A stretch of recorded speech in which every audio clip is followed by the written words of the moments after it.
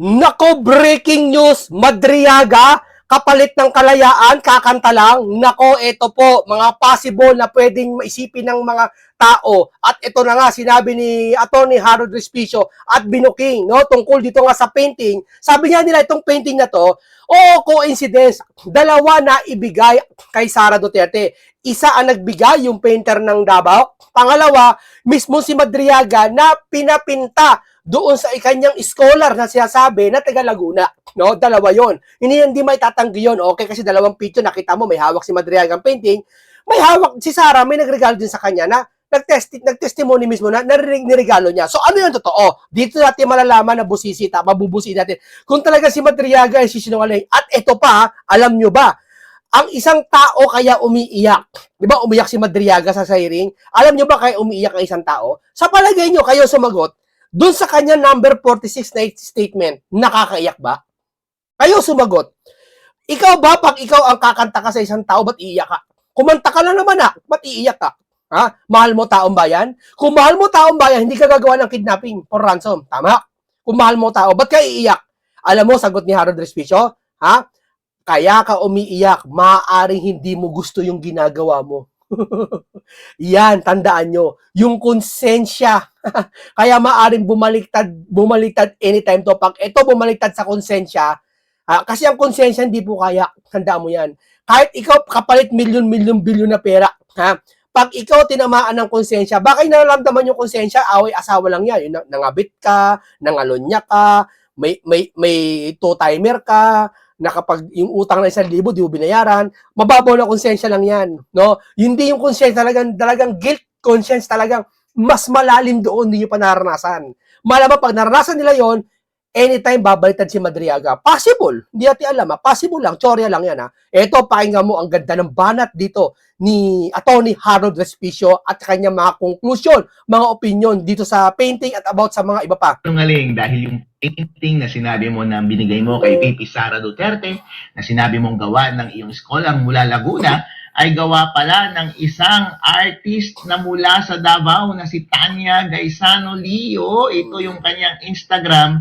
Nagawa niya pala ito noong 2021 at ito ay pinatotohanan ni Brian Lim na PPP party list nominee na kaibigan ni VP Sara Duterte at na-meet ko ito, nakainuman ko ito nung nagpunta ako ng Davao last week at napakasarap kasama nitong tao na ito. At sinabi niya na nakumpirma niya kay Tanya Lee sa artist na si Tanya Lee nga ang gumawa dahil magkaibigan sila at binigay ni Tanya Lee yung painting kay VP Sara Duterte noong 2021. Ipapakita ko yan mamaya sa inyo. At meron silang kumpirmasyon ni Brian at si Tanya na nagte-textan sila na kinumpirma nga ni Tanya Lee, nagawa yun ni Tanya Lee at hindi gawa ng scholar ni Madriaga. Pero bago ang lahat, panoorin natin kung ano ang sinabi ni Madriaga sa hearing tungkol sa painting na yan na nasa likod ni VP Sara Duterte.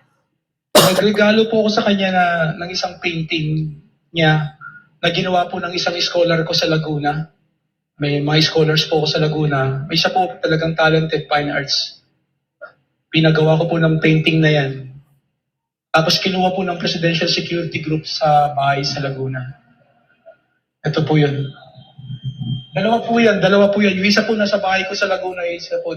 May I just place on record that the resource person is pointing on the painting behind the VP, the Vice President, as the one he gave as gift to the same. Wow! Binigay niya daw na regalo. Pero yung painting na yan, kita ninyo ha, doon sa video, yun, makita ninyo sa likod ni VP Sara Duterte yung painting na yan ha, tingnan ninyo. Ito yung same painting na nasa Instagram ni Tanya Gaisano Lee. Pareho, hindi po ba? Oh, di ba? Alright.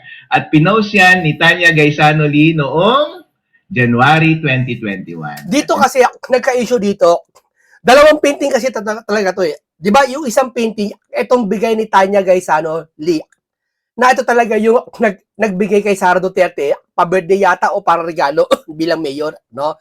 At meron talagang hindi may tatanggi, hawak ni Madriagang painting din, na kamukhang-kamukha na itong kay Tanya Gaisano. Tama? Alam niyo yan, di ba?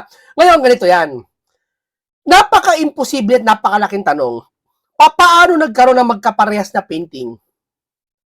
ang magkaibang artist.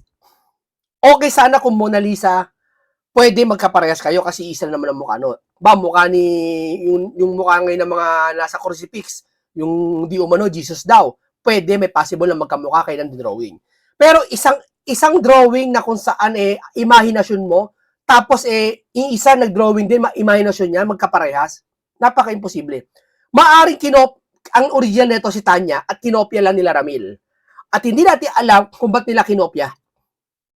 Hindi natin alam.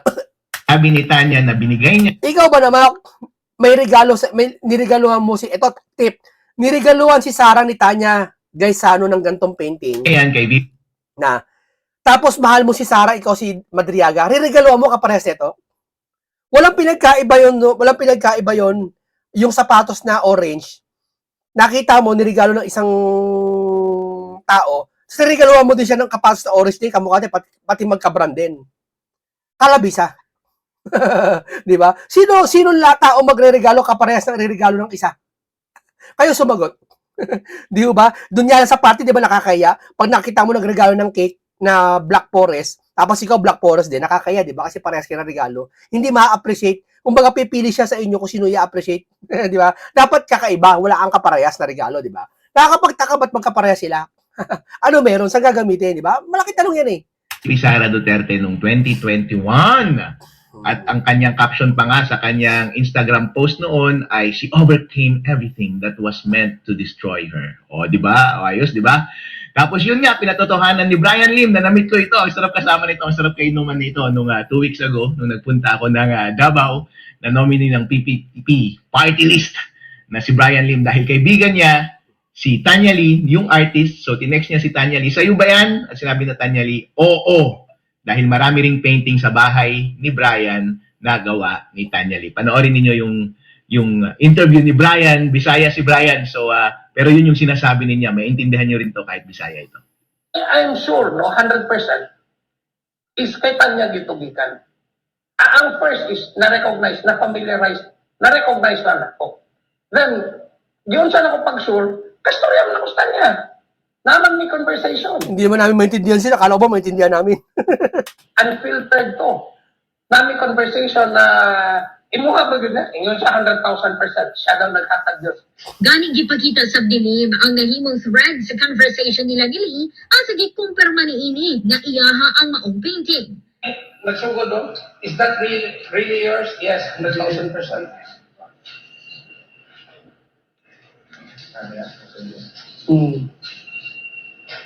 At tubangan mismo sa Davao Media, di usa-usa sa pagpakita ni Lim. Ang dili mo ubos sa napulo ka items nga koleksyon sa tanang painting nga gigama ni Lee. O, tignan ninyo, sa bahay ni Brian Lim ay meron siyang mga painting na gawa ni Tanya Lee. Tignan nyo, parehong style, oh. O, tignan nyo yung style. May mga green, may blue, tapos may sunshade sa taas. Tignan ninyo sa gawa niya para kay VP Sara Duterte. O, tignan nyo, yung green. Alright, di ba parehong style? O, kasi kaibigan niya si Tanya Lee, yung artist na gumawa ng painting na nasa likod ng picture ni VP. Palagay natin kinopya ni Madriaga, pinakopya ni Madriaga sa artist na ito, yung kanya. Hindi ba pwede magdemanda itong original? Ididemanda yung scholar ng Laguna kasi kinopya. Intellectual property, alam ko, ano yun, parang ano ba tawag doon? Copyright? Parang intellectual? Hindi ko alam, trademark? Ano ba? Ba't di niya idemanda? Di ano? Di ba? Parang gano'n eh. VP Sara Duterte. Nakapagtaka. O baka naman hinala ng iba, chismis lang Yung lumabas itong picture na huli si Madriaga, nagsisinungaling, agad silang kumuha ng kunwari, tapos pinotoshop si Madriaga, hawak-hawak. Hindi natin alam kasi ngayon nakita ko lumabas si Madriaga, may hawak na painting eh. Ang dami-daming picture ni Madriaga lumalabas, pero may hawak ng painting, ngayon nakita. Inala lang yan, chorya lang yan. Yan. At ito yung usapan nila ni Tanya Lee noong araw na yun na nag-testify si Madriaga. So, sinend ni Brian yung screenshot sa likod ng sa testimony ni Brian ni Madriaga na nakikita yung gawa ni Tanya Lee sa likod ni VP Sara Duterte sa kanyang office kasi rinegalo yan ni Tanya Lee kay VP Sara Duterte noong 2021. Yan, nasa likod. Di ba pareho? Oh, yeah, very. O tapos tinanong ni sabi ni Tanya Lee, they are talking about the painting. My iha called, he's watching the news, sabi niya. Sabi ni Brian, is that really yours? Sabi ni Tanya, yes. 100,000%. Tapos laugh emojis. Tapos sabi ni Brian, thought so. Yan daw binigay ni Madriaga kay VP Sara. Did he buy it from you? Do you know him? Sabi ni Tanya, I gave that to Sara straight, lol. So, hindi daw binili ni Madriaga kay Tanya yon. So, binigay daw ni Tanya kay VP Sara yon straight. Fuck! All caps. Hi ka, baka kun na lang, Jude. Sabi, kasi Bisaya silang dalawa. Ayun nga, pinakita ni Tanya yung kanyang Instagram post tungkol sa painting na yan. This is the same Instagram post ito. Yeah, buddy. Yan. Ang dami ng hearts tsaka comments na yun dahil sumikat na yung painting na yun. Yeah, buddy. Yan. Tapos, yeah, buddy. Time of the post and dates. Pinakita niya yung time of post and dates, January 2021. The quote is so fucking perfect. Sabi nga niya, yeah, buddy. I like this girl's language. Alright, thanks. You can sue the guy, sabi Madriaga. O, sabi ni Brian Lim, kasuhan daw ni Tanya si Madriaga kasi ni-claim ni Madriaga na siya daw ang nagbigay kay VP Sara Duterte. Ayun nga, nanonood din si Tanya. O, yan, o. May ahiya. Ano po yung sabihin ng may ahiya? Anak niya kaya? Sent me this. I was like, excuse me. So, nanonood yung kanyang anak siguro ng Madriaga testimony. I'm not a scholar and I'm not from Laguna. Sabi kasi ni Madriaga, scholar daw niya ang gumawa. Nagaling sa Laguna. Hello! Hindi lang yan. Huwag na yung painting na yan kasi may pagkakalito sa painting na yan eh. May magkaparehan kasi gumawa eh. Huwag na lang yan. Doon na lang tayo sa mall sa Lubao, Pampanga. Wala namang mall doon. At doon na lang tayo sa pumunta sa Cheque, magkaparehas ng number. At napakarami pang iba na napakasinungaling na hindi mo masusumpungan dito ang 18 Maris na ganito. Si Tanya Lee, sabi ni Brian sa akin kanina, magka-text kami, nag-aral yan sa Cebu. At mukhang high society itong si Tanya Lee. Pangalan pa lang Tanya Gaisano Lee, di ba? Gaisano, di ba? Mga mayaman yung mga yan sa Cebu. So, nag-aral sa Cebu, ngayon nakatira sa Davao. I'm not a scholar and I'm not from Laguna. And I gave that to her directly when she was mayor of Davao. So, binigay ni Tanya direkta kay VP Sara Duterte. At hindi yan dumaan kay Madriaga. Ano si Madriaga? Parang tanga tong si Madriaga eh. May pinapakita si Madriaga na isang painting din na kapareho ng nasa likod ni VP Sara Duterte kasi sabi niya dalawa daw yung version ng painting. Siguro itong si Madriaga may pagkatopak ito. Nung pumasok sa office ni VP Sara Duterte, nagustuhan niya yung painting, pinagaya siguro niya sa scholar niya. Yun, pwede. May possible. Pinagaya niya. Pwede, may possible na ganun. Sana ilabas natin yung scholar na yun. Tama yun. Sana ilabas natin yung scholar na yun. Diba? Para malaman ko talagang totoo siya, sabi niya. Yan ang napakabuta sa mga congressman na crocs na to. Dapat kung may mga ganitong pangalan binabanggit, ipatawag niya sa susunod. Pati yung scholar na yun, pati may-ari ng Nomu Bar, patawag niyo lahat. Diba? Baka ayaw niyo naman. Pagpapalabo yung investigasyon, ayaw niyo. Pero pagpapalinaw labang kay Sara, gusto niyo. So at this point, huwag na natin paniwalaan si Madriaga kasi nagsisinungaling yung tao na yun. Alright? Yeah, buddy. Kung ako kay Madriaga, sa sobrang pagsisinungaling niya, ayoko na rin lumabas sa kulungan. Patay yan si Madriaga paglabas niya. Grabe itong si Madriaga. Ang daming galit dyan kay Madriaga ngayon na supporter ni VP Sara. Grabe lang pagsisinungaling ng tao na to. Naipit kasi. Kasi tandaan po ninyo na una na nakulong si Madriaga ng kidnapping. Hindi yan relate noong pro Sara Duterte pa siya noon. So somehow, kinasuhan siya ng kidnapping. Siyempre, non-bailable yun. Nahirapan siguro mag-bail out. So virtually, habang buhay na nasa kulungan, nakita ng gobyerno yung opening na yun. Sabi, kinausap siguro si Madriaga, habang buhay ka na dyan, hindi ka makapag-bail out. Habang buhay ka na makukulong. Gusto mong makaalis dyan, gusto mong makalaya, bumaliktad ka kay VP Sara Duterte. Mahirap yun. Ano lang yan, senaryo lang yan. Hindi niya sinabing talagang babaliktad. Hindi ko rin siya sabi na si Madriaga, kaya kumanta para kapalit ng kalayaan. Walang ganun. Pero, teorya lang niya yon, senaryo lang na may possible na maaring pwede magkaroon ng ganun. Ng mga inventong istorya. Ito yun. Kasi yun ang iisipin ng tao. Ayaw man isipin ng iba yun. Pwede, possible na maisip ng mga karamihan ng tao na siguro, baka kaya nagsasata para mapababa sentensya mo. Meron naman sasabi. Kaya siguro, kaya kan kumakanta ngayon kasi kapalit ng kalayaan. Hindi mawawala kasi yung mga tao ngayon hindi sila abala sa kanilang ginagawa, kundi abala dito sa kasagutan na nangyayari ngayon. mga istorya na imbe-invento. Patingin ng mga picture na meron ka. Yung mga ipinakita niyang picture kay VP Sara Duterte, yun yung mga picture na binigyan sila ng courtesy meeting ni VP Sara Duterte through video conferencing at saka yung mga selfies niya at kanyang mga selfies at kanyang mga pa-shoutout. Dahil siya ay isang fan ni VP Sara Duterte. Isa siyang supporter. Loko-loko talaga itong nagsumsum kay Madriaga, no? Itong nagpupush kay Madriaga na mag-testify. Sino bang nagpupush sa kanya? Sila Trillanes, sila Laila de Lima, yung mga makakaliwa, mga walang hiya itong mga ito Nako, yari ka, Junel. Yari ka, iyak ka ngayon dito. Yeah. Alam mo kung ito mapatunayan ito na gawa-gawa lang nila. Mapatunayan, di natin sasabing dito kung mapatunayan sakali na gawa-gawa lang to kay Madriaga. Yari ka ngayon kay Junel. So ka ulit, balik loob o ka. Balik loob o ka, Junel. Junel! Kayo, nila Tirilili. Kayo, mali natin, hindi natin alam eh. Pero mas maganda, sige, dire-diretso. Pero bilisan nyo na kasi si Sara pag naupo. Iimbestigahan yan, tunay na investigasyon na mangyayari. Walang mga investigasyon na moro-moro or anuman. Loko to. At saka loko dun itong si BBM. Bakit niya pinabayaan yung kanyang administrasyon na namimeke kayo ng ebidensya? Di ba krimen yan? Nagsiset up kayo ng tao. Nagpa-fabricate kayo ng ebidensya. Hindi magandang policy yan, BBM. Ginagamit mo yung kapangyarihan ng iyong gobyerno para pabagsakin ng isang tao sa pamamagitan ng pag-iimbento ng mga ebidensya. Hindi yan. Yan ay tatak ng isang abusadong gobyerno. At saka kayong mga makakaliwa kayo na ang papangit ninyo, Loko-loko kayo, Sila Trillanes, sila De Lima, loko-loko kayo, Iyak. Iyak ang mga sano. Walang iya kayo. Alright. Yeah, very special. Tapang na ito ng respisyo, no? Abogado kasi. Mahina yung credibility ni Madriaga kasi parang ang lumalabas ngayon, ang prueba niya lang ng closeness niya kay VP Sara Duterte yung mga selfie niya at saka yung mga pa-shoutout. Alam mo naman, bilang sikat na tao, marami nagpapa-selfie dyan at saka nagpapa-shoutout. So, hindi po yun conclusive proof na meron siyang operational proximity kay VP Sara Duterte. Pero bakit kapag binabati siya ni VP Sara Duterte, kailangan pa ng pangalan na nakaprint, di ba? Usually kapag fan ka, yun ang ginagawa, di ba? At saka pinapadalhan daw siya ng email na formal. Thank you so much, Dr. Madriaga. Ganun ba kapag close mo yung tao, papadalhan mo ng formal email? Pero ganun yung ginagawa mo kapag marami kang supporter. Lalo na't yung mga diehard supporter mo, mga leader ng supporter, ayaw mong bitawan yan.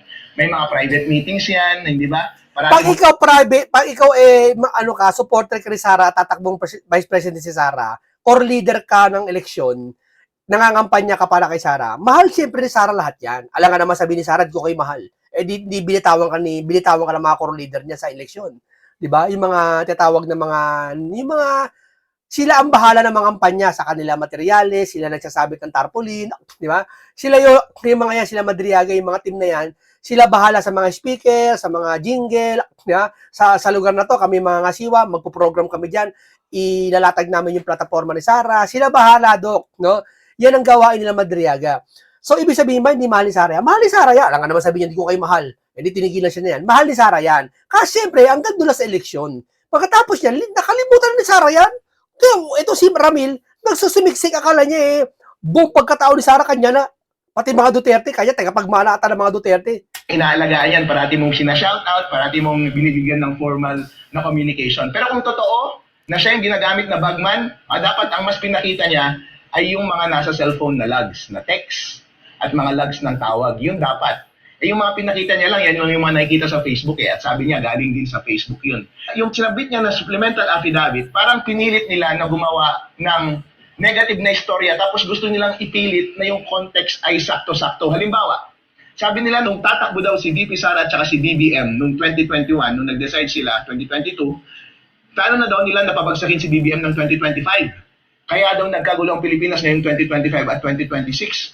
Hindi totoo yan. Kasi nung nakausap ko si VP Sara Duterte, nung pumunta ako ng Davao, meron kaming private lunch, grupo ng kanyang mga inner circle, ng kanyang mga VIP nung araw na iyon. May nagtanong sa kanya mula sa amin, sabi niya, ano po masasabi ninyo tungkol sa panawagan na palitan na at pababain na si Bongbong Marcos at kung pwede magkaroon ng extra constitutional transition, ibig sabihin revolusyon. Ang sagot ni VP Sara doon, I will let things run through their natural course. So ibig sabihin, ayaw niyang maistorbo. At sabi niya, nagtatrabaho lang po ako sa aking VP office kung anong mga project at mga budget na itinalaga nila para sa amin, yun lang ang inaasikaso ko ngayon. Wala nang iba, kaya tahimik lang ako. So yun ba ang tao na gustong pabagsakin si BBM ngayong 2025 at 2026? Hindi. Pero ginawang istorya yun ni Madriaga para ipilit yung current context na kunwari pinagplanuhan na noong 2021-2022 pa. So hindi yun po ang gusto ni VP Sara Duterte. Ang isa pang example is yung vocabulary ni Dugong. Meron siyang binanggit na bakla iyan at o kaya baliw iyan. Pero si Dugong hindi nagsasalita ng Tagalog yan pagdating sa mga ganyang salita, hindi ba? Kapag magsasalita ng ganon, ang sasabihin niya Bisaya. Buang yan o bayot yan. Ganon. Ganun yan. Oh. Kaya checkmate dito sila, sila Junil eh. Checkmate dito. Ganon siya magsalita.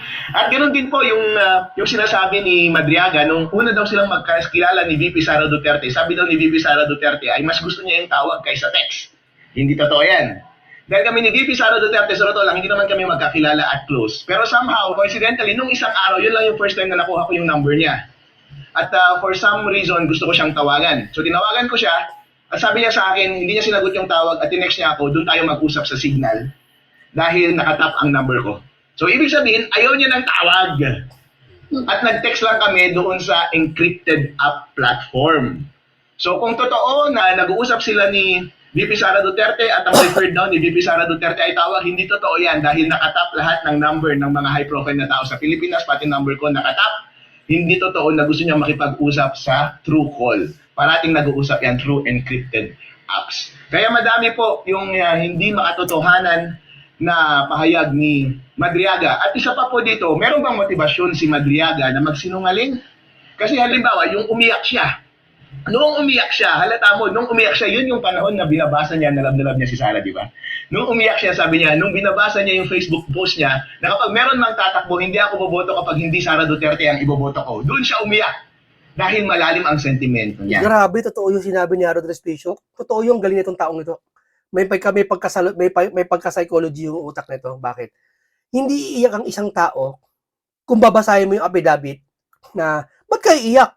Inapi ka ba sa affidavit mo?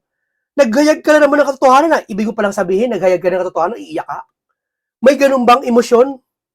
Ang alam ko, pag umiiyak, nasasaktan. Kaya ka nga umiyak kasi nalungkot ka, nasaktan ka. Namatayan ka, iniwan ka ng jowa mo, sinaktan ka ng pamilya mo, mahal mo sa buhay, hindi ka napahalagahan, iiyak ka. May tears of joy naman, di ba, tatawag. Pero ito, iiyak ka, magte-testify ka lang, nasabihin mo yung katotohanan, iiyak ka. Bakit? Hindi bagay sa sitwasyon.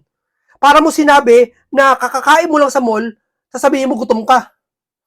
Hindi bagay. Di ba? Hindi bagay. Na, bakit ka umiyak? Tama yung sinabi ni Harold, may possible na mahal mo pa si Sara. May malapit doon na hindi mo gusto yung ginagawa mo. Kaya siguro, kaya mo lang gusto ginagawa mo. Sa akin lang, chore lang, hindi totoo to ha. Maaring dahil napangakuan ka kung anong kapalit niyang sasabihin mo. Ano ba yan? Kalayaan ba yan? O parol? Bibigyan ka ng mababang sentensya? Kaya ka naiyak kasi ayaw mo labanan si Sara. Dahil mahal mo si Sara. Di ba? Kasi alam niya na love niya si VP Sara Duterte at tinatraidor niya ngayon. Pero bakit siya nagsasalita laban kay VP Sara ngayon? Kasi nauna, yung kanyang kaso na kidnapping. Nauna siya kinasuhan ng kidnapping at saka na-incarcerate siya at nahihirapan siya mag-bail out. Feeling ko na deny yung kanyang petition for bail. So halos habang buhay lang nakakulong yung tao na yan. So therefore, nakita ng gobyerno, ito lang ay hypothesis ko, nakita ng gobyerno na merong dating supporter si Sara na nasa kulungan ngayon, na desperado at hindi makalabas sa kulungan, so kinausap nila, siguro nagkaroon ng deal at sabi, kung gusto mo makalabas sa kulungan, tumalikod ka kay Sara at gumawa ka ng kwento. Tama, di ba? Siguro mga chismis, di ba, napasok daw si Sara sa kulungan. Siguro mahal ni Sara lahat yan. Kaso, for the safe na lang, tinanggi na lang siguro. Kasi nga, pasabog to ni Ramil. Sasabog si Ramil sa maling kaparaanan kasi nungalingan ang pagsabog niya. 'Di ba? Kasi yung luha niya hindi normal eh. Totoo yung luha niya kung umiyak man ha. Kung umiyak, magiging totoo 'yon. At hindi siya umiyak dahil sa inapi siya o nag-testify ka. Saka nakakita ng testify ka umiyak ka. Alam mo ganito. Nakita mo magnanakaw sa bahay mo umakyat. Nag-testify ka, nakita ko magnanakaw umakyat. Ba't ka umiyak? Nakita mo magnanakaw, umiyak ka. Bakit? O naalala mo? Hindi bagay sa number 46 na binasa niya, hindi bagay. Mas bagay doon sa sinabi ni Atty. Harold Respicio, maaring mahal mo pa si Sara, ayaw mo yung ginagawa mo. At para ma-establish natin yung credibility mo, ipakita natin yung mga picture mo with Sarah. O di ba? Kahit ako rin may mga picture din ako with Sarah eh. Mas close pa nga ang pwede kong ma-establish na relationship with Sarah with those pictures. Pero madali lang mag-invento na inutusan niya ako na mag-deliver ng pera, hindi po ba? O yun po, madali lang talagang mag-invento kapag ganun yung kalagayan at naipit talaga siya. Naipit siya, wala na siyang pag-asa, hawak ng gobyerno ang kanyang kalayaan at seguridad. Eh malay mo, itumba siya ng gobyerno kung ayaw niyang mag-cooperate. At sinasabi na habang buhay ka na lang dyan na makulong kung ayaw mo makipagtulungan sa amin. O kaya kunin mo na lang yung deal na makipagtulungan ka sa amin, malay mo makalabas ka pa dyan. So yun po yung mga questionable na statement ni Mr. Madriaga. Sa palagay ho ninyo, sino yung nasa likod nito nga pong pagpapanggap if ever ni Madriaga naman po? Kasi po parang ang lumalabas ngayon sa testimonya ni Madriaga, gusto lang talaga nilang siraan yung image ni VP Sara at yung pamilya Duterte. Kung mapapansin po ninyo, nilalabas niya na hindi daw magaling si VP Sara sa law school. Anong relevance nun? Diba? Anong relevance nun? So ibig sabihin, Anong kinalaman sa impeachable na opensyon ni Sara? Hindi siya marunong sa paninira na yan eh. Di ba? Para may para may arkitekto, para isa ang arkitek, no? Alam niyo na kung sino, yung kakalkalin yung bangko, sisiraan si Sara, para alam niyo na kung sino, no? Kayo na sumagot kung sino. Lagay niyo sa baba kung sino, kayo nga, sige nga, iaano ko yan, i-heart ko yan, kung tama yung nasa isip ko, na iisa arkitekto, kakalkalin yung bangko ni Sara. Tapos kasabihin, walang kwenta si Sara, law school, hindi nakapag-aral. Tapos sasabihin nanguha ng pera si Sara. Tapos iimbestiga ng korupsyon. Kayo ng architect, sige nga, ilagay nyo dyan, anuhin ko, tama na sa isip ko, parehas tayo. gusto mo lang siraan yung tao. Bakit niya sinabi na baliw yung mga anak? Baliw o bading yung mga anak? Hindi naman relevant yun. So, ibig sabihin, gusto mo lang siraan yung image nila. Walang relevance. Ang tanging may relevance lang doon sa testimonya niya, kasi kaya siya present as witness is because gustong patunayan yung close proximity niya with VP Sara dahil siya daw yung nautusan na nag-deliver ng 125 million confidential funds. Pero kung titignan mo lahat ng supplemental affidavit niya, isang paragraph lang doon ang referring sa supplemental funds. At yun ay nung binanggit niya na hindi totoo na 11 days na na-dispose yung 125 confidential funds. Ang sa totoo lang po, na-dispose iyon within 24 hours. Wait, what? Out of nowhere, bigla niyang sinabing iyon. Before that paragraph, ang dami niyang sinabi na napag-utusan siya at nag-distribute siya ng pera. Pero hindi niya sinabi kung sino ang nag-utos sa kanya at hindi niya in-explain kung saan galing yung pera na yun. Somehow, nag-deliver siya ng pera at somehow may pera. And then sa kanya lang sinabi yung isang paragraph na yun. Therefore, kung ang point ng testimony mo ay i-prove na si VP Sara ang nag-utos sa'yo at galing sa confidential funds, hindi mo na-establish na si VP Sara yung nag-utos sa'yo at walang circumstances kang kunento na confidential funds. Ang bagay na yun, parang biglang binunot lang sa isang, out of nowhere, biglang binunot. Itong si Ridon na committee member, siya lang ang nagsabi nung sa huli, clarificatory question daw. Sino nag-utos sa'yo? Hindi naman sinabi dun sa supplemental affidavit. Di ba si VP Sara, leading question na yun. Dapat no-objection yun. Nung itong si Chairman Jervil Luistro, maraming mga question siya na sinabi na dapat wag probing at wag exploratory, dapat clarificatory lang.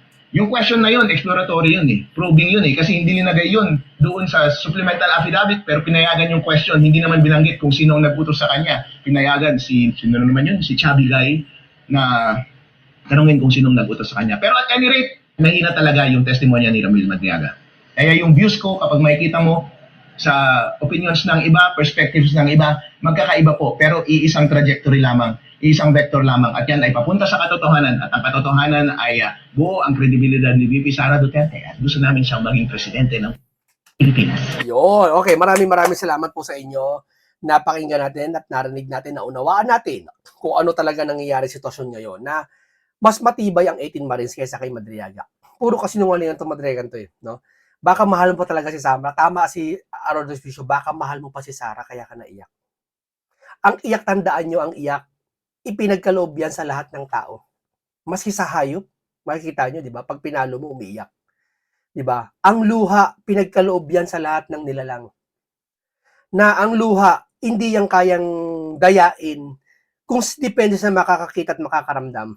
Nasa sitwasyon na talagang pag ikaw ay nasasaktan sa nangyayari, tutululuha mo na minsan di mo mapigilan. Oo. Nangyayari yan kapag ang isang tao pinahahalagahan mo at mahal mo pa. At nabigo ka. Pero wala akong makitang dahilan kung ba't umiyak si Madriaga doon sa binasa niyang testify na nagturo lang naman siya. Maaari may possible siya sabi ni Madriaga, ni Aaron Despicio na mahal niya pa talaga si Sara. Possible na naman. Chorya na naman. Maraming salamat. Paalam po sa inyong lahat.